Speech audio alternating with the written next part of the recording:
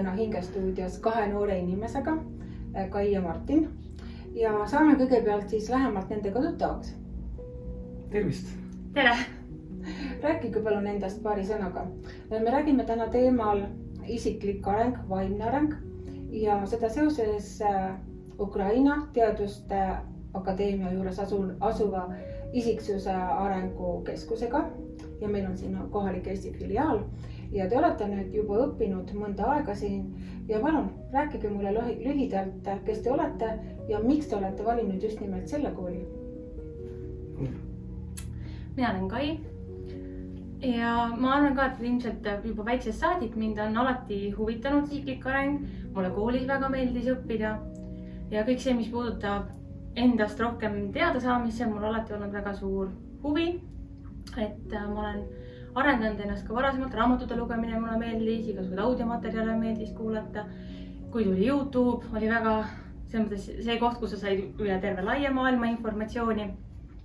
Ja loomulikult seal juures alati siis ka see, ütleme, et mitte ainult võib-olla sellised tehnilised oskused, et ma õpin ära mingisuguse Exceli või õpin ära mingisuguse konkreetse asja, vaid et see informatsioon ka, et kuidas siis ise ennast paremini tundma õppida, et kuna minu jaoks endal oli väga palju selliseid väljakutseid, kui ma olin väike, ma ei osanud väga palju asju võib-olla, mida sotsiaalses keskkonnas oli vaja, siis ma otsisin igasuguseid lahendusi. Et see on võib-olla selline esmane teekond, mis on mind toonud siia Natalja juurde. Ütleme, et üleüldiselt võib-olla sellise vaimse arengu juurde ja isikliku arengu juurde. Minu jaoks vaimne areng on just viimastel aastatel saanud väga tähtsaks osaks minu elust ja ma ütleks, et see on kogu mu elu täielikult ümber mõtestanud ja need küsimused, et kes ma olen, kus ma tulen, miks ma siin planeedil üldse olen, kuidas evolutsiooni tee välja näeb inimesel, kuidas on kosmos üles ehitatud, kõik seadused, mis kogu elu tegelikult juhivad. Kõik see oli minu jaoks täiesti tundmatu maa ja ma täna tunnen väga suurt, võiks öelda missiooni, et aidata maailmal tulla välja sellest ebateadlikkusest, sest see ebateadlikkus, mis on suuremal osal katnud kogu meie planeedi, see lihtsalt hävitab iseennast ja seetõttu ma siin olengi. Aitäh! Ma võin öelda isiklikult omalt poolt, et mina olen ka kogu elu otsinud ja küsimus, miks ma valisin just selle kooli. Meil on nii palju pakkumisi ümberringi, meil on nii palju vaimset arengut ümberringi ja tihtipeale vaimset arengut seostatakse meil ka kas religiooniga või siis mingisuguste sektidega ja siis inimesed tihtipeale vaatavad, et kuhu nad nagu liiguvad, kellega nad hakkavad siis seda teekonda ette võtma ja ma tean oma isiklikust elust, et ma olin väga skeptiline väga paljude erinevate suundade suhtes ja ma tõsiselt palju uurisin, et millega ma ennast siis lõplikult sean. Sest et kõikidel inimestel on sees mingisugused küsimused, millele nad otsivad vastuseid. Ja tulles ja leides nüüd Natalja Vladimirovna Rodina keskkonna, hakkasin mina saama siin lihtsalt kõikidele oma küsimustele vastuseid. Kõik need pusletükid, mida ma olin saanud eelnevatest kohtadest, jooksid kokku. Kuidas teiega on? Miks just see kool? Miks te valisite selle ja kuidas see teie jaoks nagu on toiminud? Minu jaoks tegelikult täpselt samamoodi, et kuna ma õppisin, mulle meeldis igasuguseid uusi asju enda jaoks avastada, et ka selles osas ma otsisin ja uurisin kõike.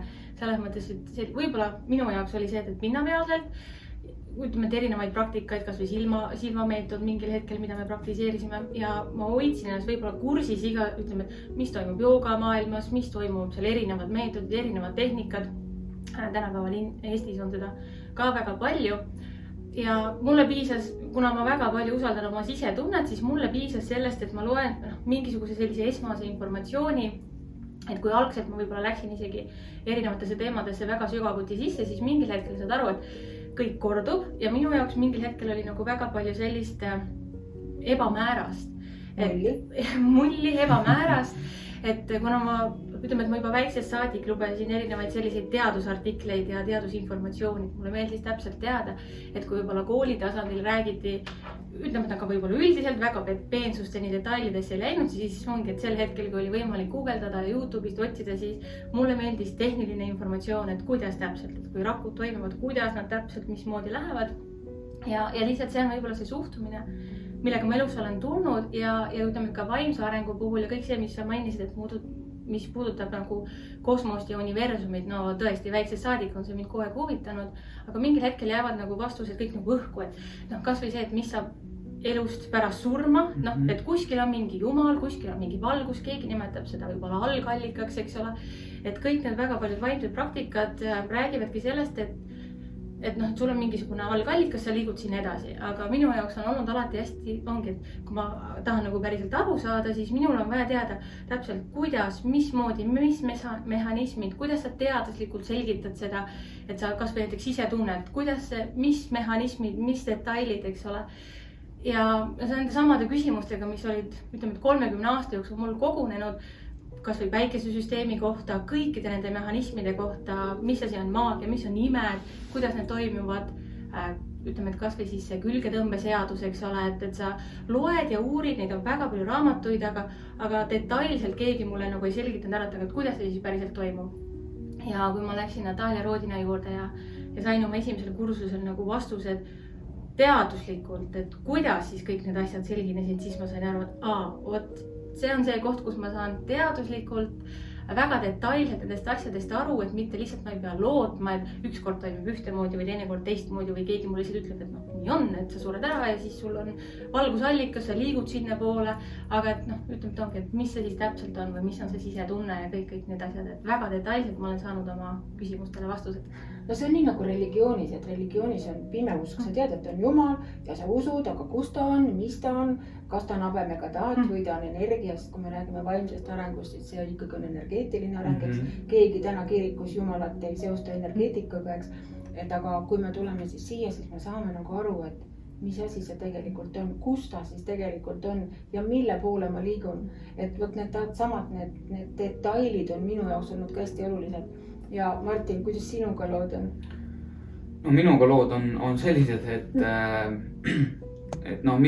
mida mina tunnetasin kohe Natalia Vladimirovna Rodina puhul ongi see, et ta suudab vastata sellistele absoluutselt kõikidele küsimustele, mida inimene suudab üldse küsida ja mida ta üldse ei suudagi küsida. Ta teab vastused absoluutselt kõigele. Ja kui inimene kuulab tõsiselt hingega seda naist, siis ta mõistab seda, et see on niivõrd kõrgallikas, ei ole mitte midagi sarnast ja see ongi lihtsalt niivõrd teistsugune, niivõrd unikaalne.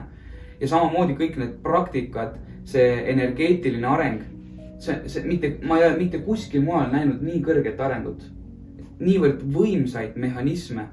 Kõik see, mida see kool pakub, on minu jaoks täiesti unikaalne ja seetõttu ma teangi, et see on parim, mida inimene enda heaks saab teha selleks, et praegusel kvantülemineku ajastul inimene saaks ellu jääda. See on otseses mõttes ellu jääda. Sest kui inimene ei tõsta enda vibratsioone, on ju ametlikult teada, et maa vibratsioon on täna 35 hertsi ja see läheb kuni 100 hertsini välja. Ja kui inimene jääb ikkagi oma madalatesse vibratsioonidesse, mis on hirm, agressiivsus, vihkamine, solvumine, muretsemine, kõik see on nii madal vibratsioon, siis need käärid muutuvad nii suureks, et inimene lihtsalt ei suuda enam selles uues reaalsuses vastu pidada täpselt. No, Natalia Rodina pidevalt rõhutab seda, et kõige kõrgemad teadmised ei olegi mõeldud kõigile.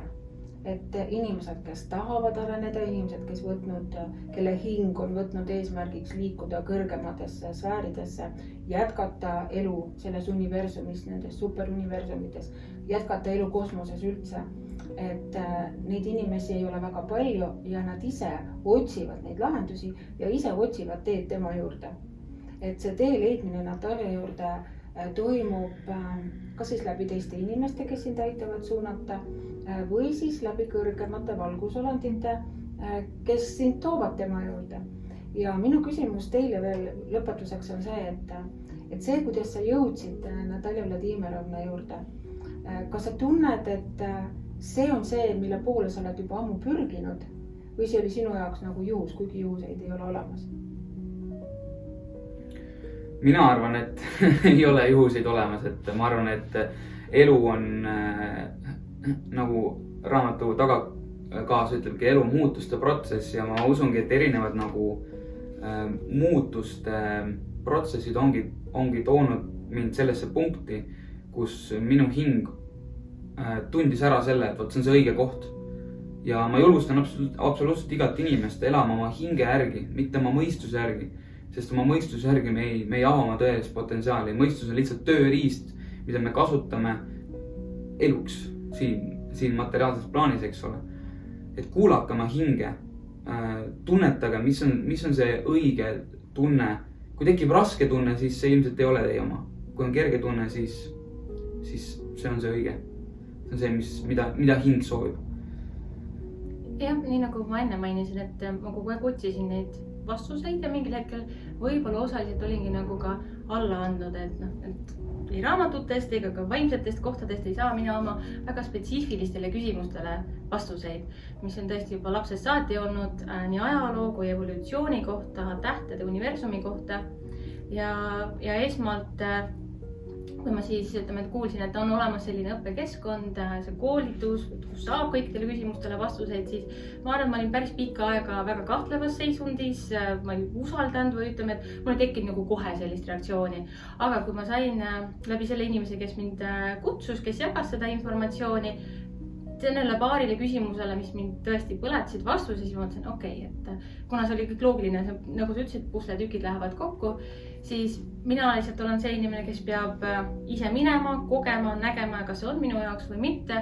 Ja siis oligi see lihtne otsus, et ma ei teinud mitte mingisugust otsust enne, kui ma käisin ära oma esimesel kursusel ja seal kursusel lahenesid nagu, ma sain kõikidele küsimustele, mis mul tol hetkel olid vastused ja seal ma tundsin, et okei, see on minu jaoks, aga mul läks ikkagi aega, et selle puhtalt informatsiooni põhjal see nagu et see ei tekitanud minus mingisugust tunnet, aga kui ma sinna kohale läksin, siis tekkis minus see otsus, okei, see on õige koht, see on see koht, kus ma tahan edasi jõuda, see on see, mida ma olen otsinud. Kui te täna räägite inimestega, kes ei ole meie koolituskeskkonnas ja kes on võib-olla väga kaugel nendest vaimsetest asjadest, no ütleme energeetilistest asjadest, kas te vahest tunnete seda, et inimesed ei oska küsida õigeid küsimusi? Ja kindlasti. Muidugi, sest kui sa küsid midagi, siis see avab sinu jaoks mingi teatud uue võimalikkuse. Jah, et nendel inimestel, kellel täna tekkisid küsimused ja võib-olla ka küsimused nende sõnade osas, mida me kasutame, sest võib-olla igapäevaselt inimesed ei kasuta selliseid sõnu, siis esmane allikas on armastuse ja mõistmise universum. Meie esmane selline linnukene raamat, mis ilmus eesti keeles, mis on Natalja Rodina ja Tiina Kantšuki poolt siis kirjutatud. Ja see on võib-olla see allikas, kus te saate esmased vastused nendele küsimustele, mis teile täna tekkisid. Aga mina tänan teid ja kohtume järgmistel Hingestuudio üritustel. Aitäh teile! Aitäh! Järgmise korrani!